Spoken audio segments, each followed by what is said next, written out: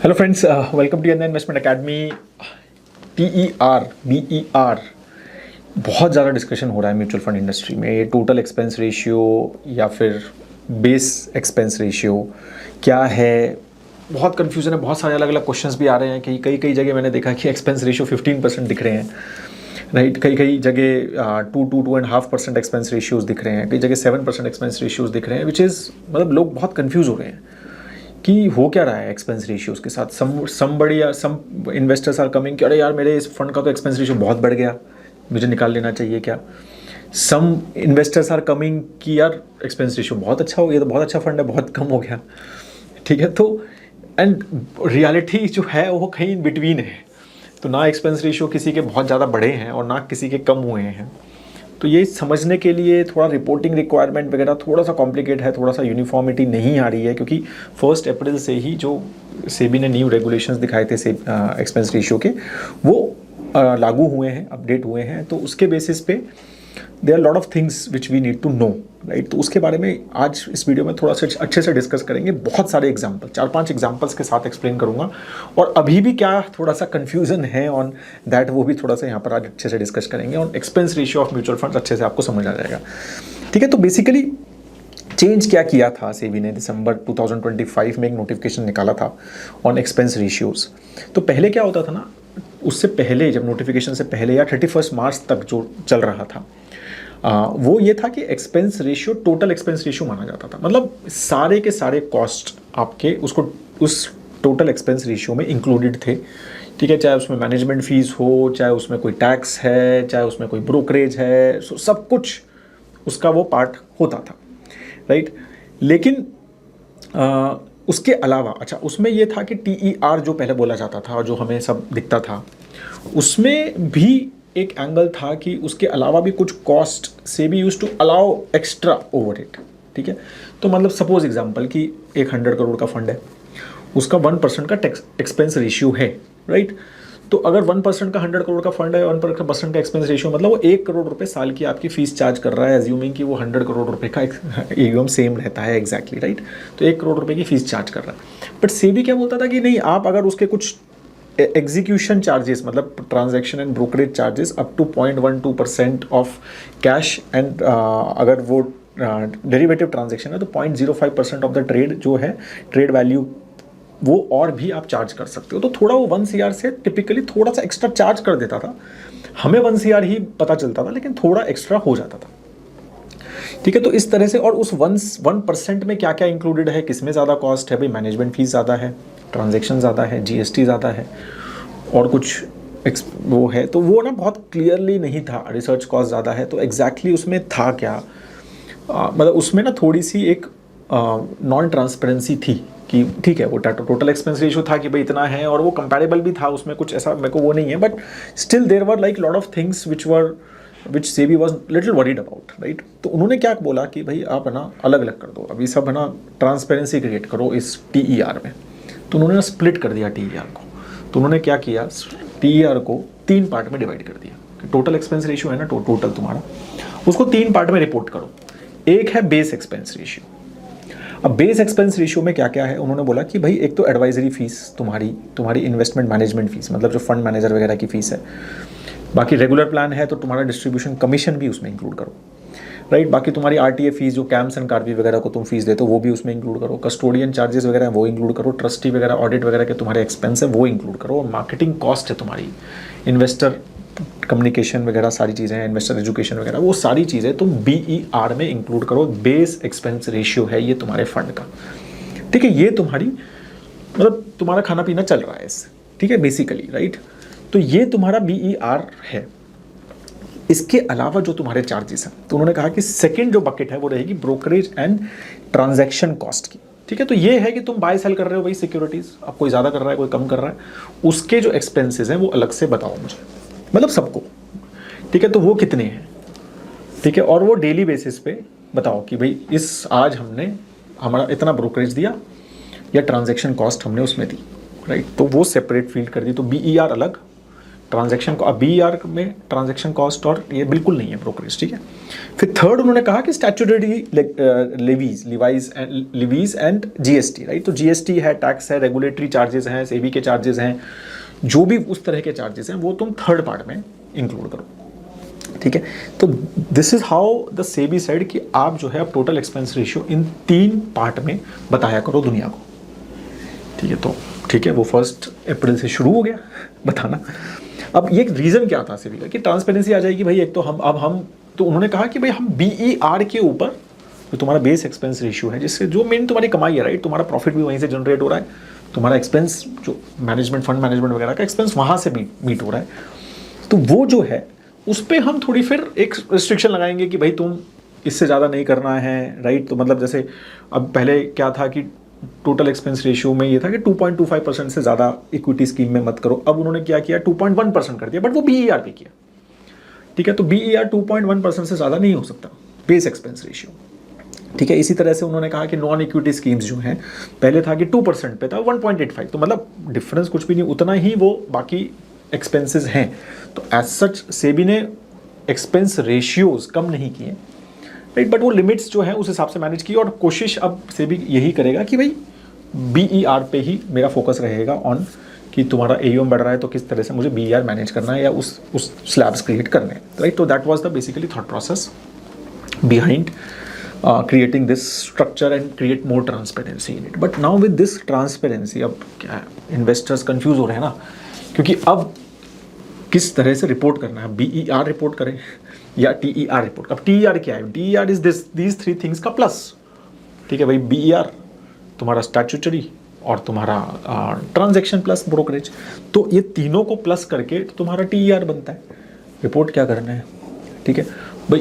AMFI को expense ratio आता है या अपनी जो फंड फैक्ट शीट्स में एक्सपेंस रेशियो आता है, तो करना क्या है, ठीक है। तो वो चीज़ें, अब ये कन्फ्यूज़न स्टार्ट हो गया, ठीक है। और इसके चक्कर में बहुत कॉम्प्लिकेशन हो गया है कि कब का करना है, कि 30th भाई, जैसे मान लो अप्रैल 30th के एक्सपेंस रेशियोज किसी को बताने हैं, तो ये पूरे महीने के बताने हैं मुझे, क्योंकि मेरा भाई BER तो चलो ठीक है शायद सेम रहे, बट दो ट्रांजैक्शन चार्जेस है वो तो डेली चेंज हो रहे हैं। हो सकता है 30 अप्रैल को ज़्यादा हो, राइट, और 29 अप्रैल को कम हो, तो मैं 30 अप्रैल का नंबर बताऊं या एवरेज बताऊं, तो वो सारी कॉम्प्लिकेशंस बेसिकली थोड़ी हो रही हैं, ऐसा लगता है। अब उसका मैं बताता हूं क्यों, रीज़न क्यों बोल रहा हूं मैं ऐसा। तो कुछ स्क्रीनशॉट्स, तो अभी क्या है ना, सभी फंड हाउसेज ने डेली अपने टोटल एक्सपेंस रेशियो बताने लग गए हैं, डेली। तो एक्सेल शीट्स आप जो है उनकी वेबसाइट से देख सकते हैं डेली, आज का भाई एक्सपेंस रेशियो, कल का ये एक्सपेंस रेशियो डेली पता चल रहा है अब आपको। मतलब बेसिकली BER तो टिपिकली कांस्टेंट है, और ये दोनों वो बता रहे हैं भाई हमारा आज का इतने ट्रांजैक्शन की कॉस्ट थी हमारी, और इतनी हमारी GST की और बाकी स्टैट्यूटरी कॉस्ट थी, तो वो बताने लग गए। तो अब मैं कुछ एग्जांपल बड़े बड़े फंड हाउसेस के, बड़े बड़े फंड्स जो हम काफ़ी फॉलो भी करते हैं, रिव्यू करते हैं, हमारे फंडोमीटर वगैरह में भी हम बहुत रिव्यू करते हैं इन सब फंड्स को, तो उसमें अब मैं आपको बताना शुरू करता हूँ। तो जैसे HDFC फ्लेक्सी कैप फंड आपको अभी दिख रहा है यहाँ पे, ठीक है। तो इसमें if you will see, right, तो ये इस महीने का मई 2026 के डेली एक्सपेंस रेशियोज हैं। तो अगर आप देखेंगे तो बेस एक्सपेंस रेशियो इन्होंने क्या रखा है, 0.57, बीच में उसको 0.58 किया, 0.58 किया, बट 0.57 मोटा मोटा इनका बेस एक्सपेंस रेशियो है। अब जैसे 1 मई को ब्रोकरेज कॉस्ट 0 थी, ठीक है, तो उन्होंने 0, कोई कॉस्ट नहीं, मतलब कोई ट्रांजेक्शन ही नहीं किया उन्होंने। ट्रांजेक्शन कॉस्ट भी 0 थी, तो 0।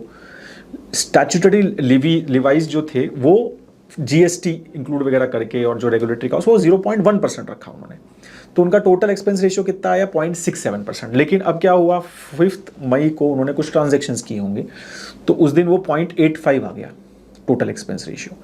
फिर अगर आप 7 मई को बोलेंगे तो 0.98 चला गया, ये 1.2%। अच्छा, ये डायरेक्ट के एक्सपेंस रेशियोज हैं सारे जो मैं बात कर रहा हूँ, रेगुलर के नहीं है, तो ठीक है।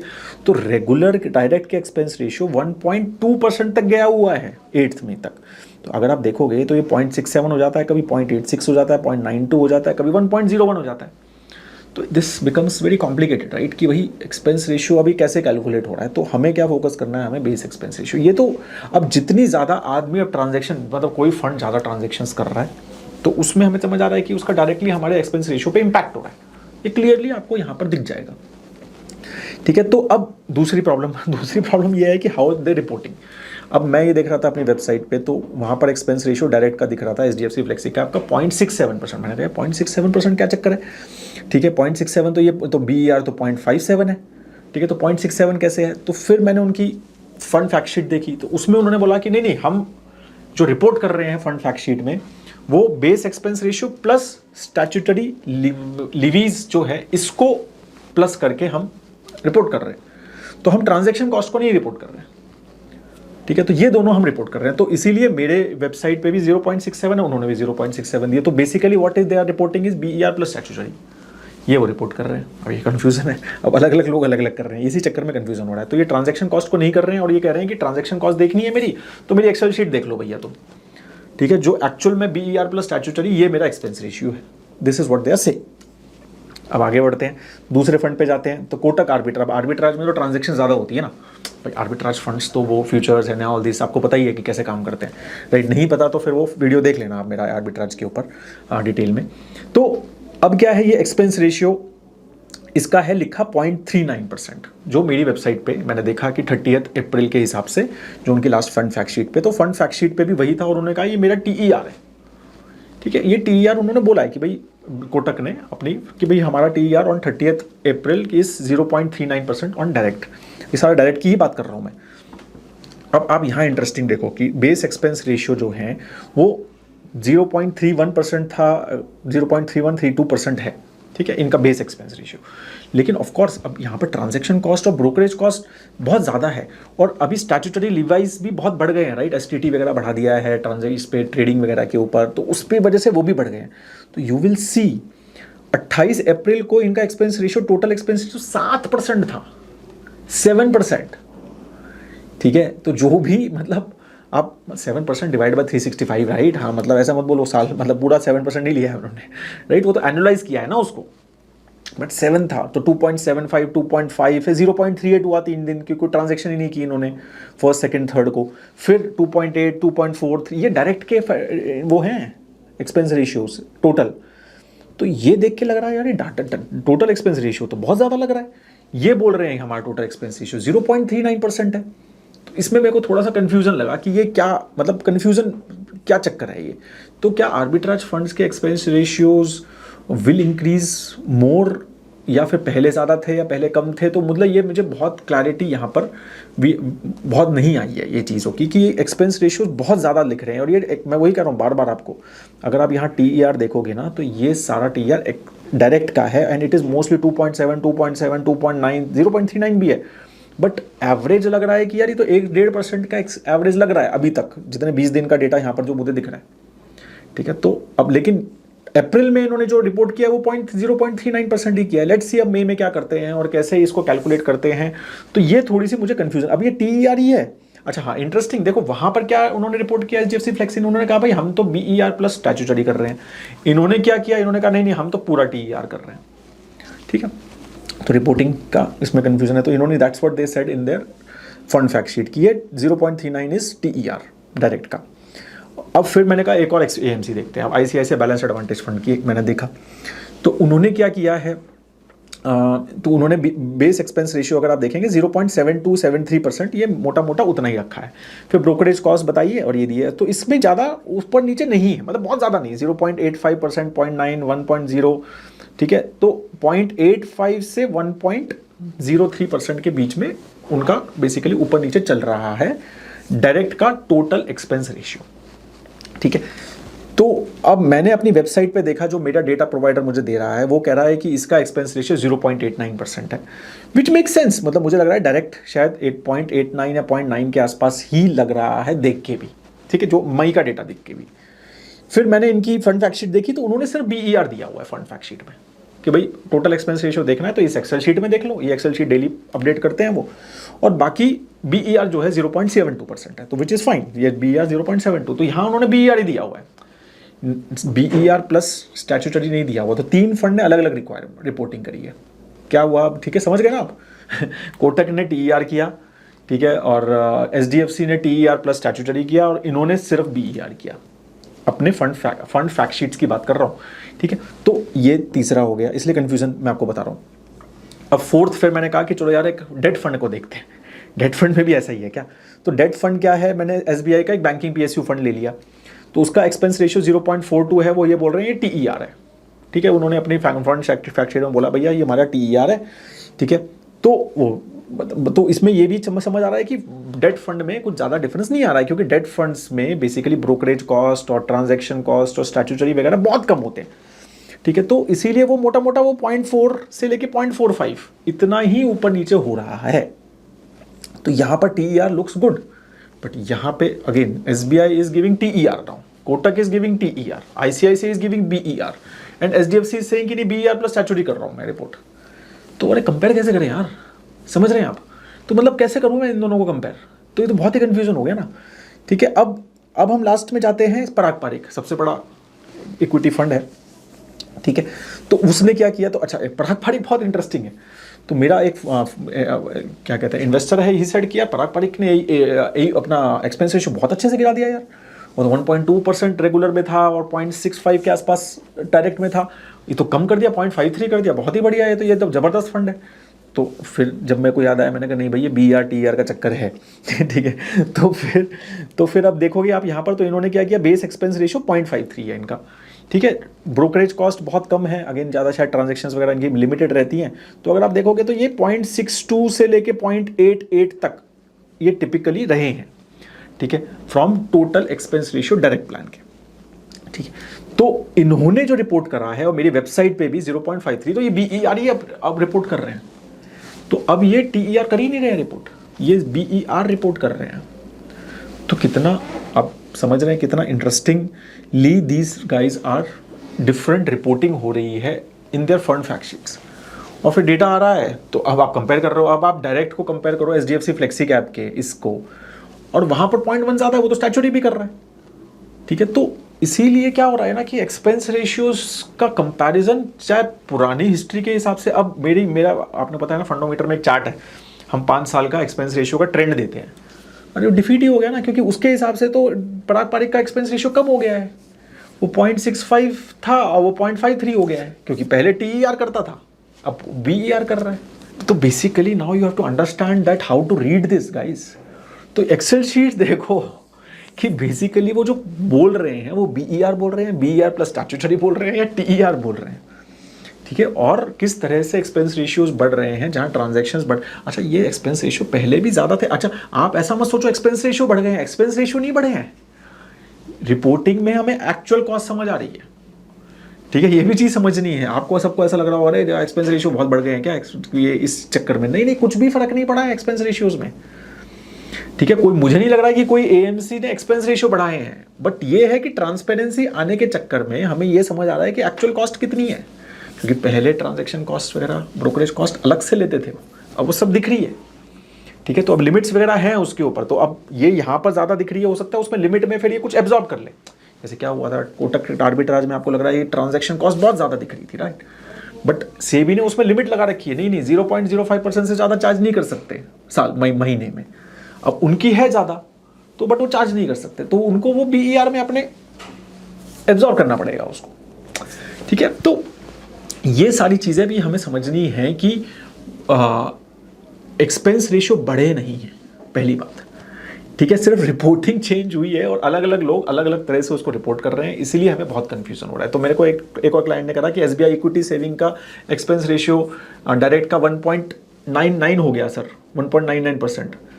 तो मैंने कहा क्या बात कर रहे हैं, इक्विटी सेविंग फंड है, ठीक है। But again because of these things, ठीक है, कि but nothing has changed as such मुझे लगता है, बट वही है कि ये 30th अब 30 तारीख को जब मेरे को रिपोर्ट करना है अपनी फंड फैक्ट शीट में, तो उस दिन का एक्सपेंस रेशियो करना है कि क्या है, या मेरे को मंथली का मतलब एवरेज करना है, वो I am also not very clear कि how the AMCs are currently working, कि वो उस दिन का कर रहे हैं तो इसलिए ज़्यादा लग रहा है, या एवरेज कर रहे हैं तो total how that expense ratio is actually getting calculate. But just trust, we have to trust on this system कि एक्सपेंस रेशियो बढ़े नहीं है, ठीक है। ये पहले भी था, अभी थोड़ी ट्रांसपेरेंसी आ गई है इसलिए कन्फ्यूजन है, बट यस कंपैरिजन में थोड़ी सी इशू आ रहे हैं।